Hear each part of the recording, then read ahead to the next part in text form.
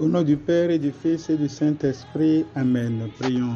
Dieu de miséricorde infinie, tu ranimes la foi de ton peuple par les célébrations pascales. Augmente en nous ta grâce pour que nous comprenions toujours mieux quel baptême nous a purifiés, quel esprit nous a fait renaître et quel sang nous a rachetés. Frères et sœurs, la première lecture de ce deuxième dimanche de Pâques nous présente les conditions d'efficacité et de croissance de l'Église. Assiduité à l'enseignement des apôtres et à la communion fraternelle, à la fraction du pain et à la prière. Tout ceci dans la crainte de Dieu, vivant dans la joie, la simplicité et la louange. Voilà le tableau que nous devons observer pour vivre en ressuscité, en témoin du ressuscité.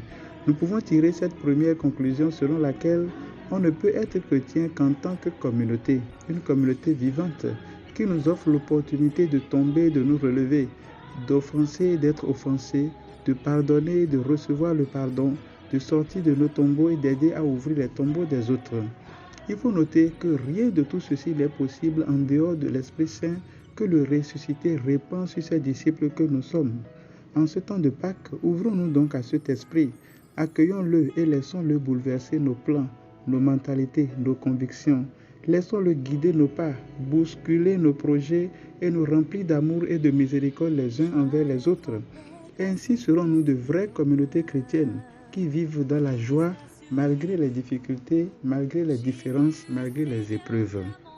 En effet, la résurrection du Christ fait de nous des héritiers selon la première lettre de l'apôtre Pierre que nous lisons en deuxième lecture de ce jour, et ceci grâce à l'Esprit que nous avons reçu.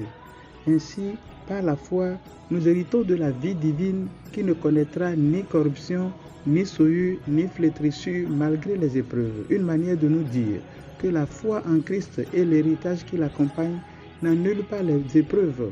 Ils permettent plutôt de jeter un regard nouveau sur la réalité, de la contempler avec les yeux du Christ. Ainsi, ferons-nous de nos croix des objets de salut pour nous-mêmes et pour notre prochain.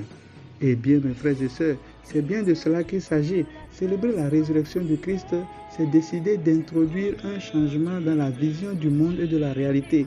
C'est essayer de manifester que le bien est plus fort que le mal, que la vie vaut mieux que la mort, que le mensonge n'a pas le dernier mot, mais surtout que la conversion est possible aussi bien pour soi-même que pour les autres.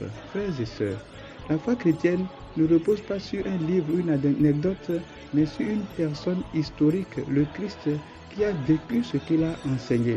Le Christ, en effet, a pardonné même jusqu'à la croix. Aujourd'hui, les couples se séparent à cause des offenses d'un côté comme de l'autre. Les groupes, les associations, les mouvements, les courants se divisent. Les communautés se fragilisent ainsi que les presbytérats parce que nous avons perdu cette valeur que nous célébrons en ce deuxième dimanche de Pâques, la miséricorde. Le Christ dit en effet, c'est la miséricorde que je désire et non les sacrifices. Matthieu chapitre 9 verset 13. Voilà ce que nous avons à manifester au monde d'aujourd'hui pour être de véritables témoins du ressuscité. Le psaume 110 ou 111 au verset 10 affirme « La crainte de Dieu est le commencement de toute sagesse. Je m'en voudrais de ne pas en parler en ce dimanche car elle ne se comprend qu'en relation avec l'amour et la miséricorde. La crainte de Dieu est un don de l'esprit à dissocier de la peur. Elle nous rappelle que ce n'est pas parce que Dieu est amour que nous sommes ses camarades. C'est un sentiment de révérence, de profond respect devant la magnificence de Dieu. Elle nous fait prendre conscience de notre petitesse devant la grandeur de Dieu. Elle est vraiment importante dans le processus de notre rencontre avec Dieu. Elle nous ramène à Dieu lorsque nous sommes dispersés, perdus dans les appels de notre monde, à la révolte, à la vengeance, à la violence, à la haine, etc. Car le psaume 127 ou 128, le premier verset dit « Heureux qui craint le Seigneur et marche selon ses voies. » Et nous le savons, les voies du Seigneur sont paix, justice, vérité, amour, miséricorde, etc. La paix soit avec vous. C'est la salutation du Christ à ses disciples enfermés par peur des Juifs. C'est cette paix que nous avons mission de cultiver, de faire grandir. C'est de cette paix que nous sommes des ambassadeurs dans ce monde enclin à la violence et à la guerre sous toutes ses formes.